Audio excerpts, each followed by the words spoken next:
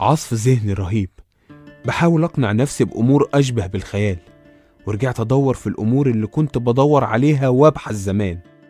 الأرض كروية ولا مسطحة؟ مين عايش معانا على الكوكب؟ والأموات بيروحوا فين؟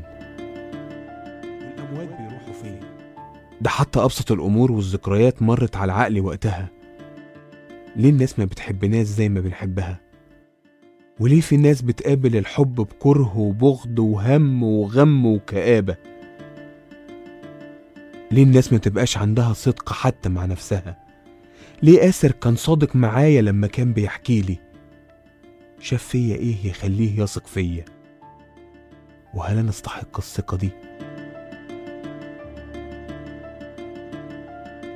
ليه يا آسر تشوف طيف اسود وتلاقي كتاب ملعون مع ان ملكش ذنب في اي حاجة؟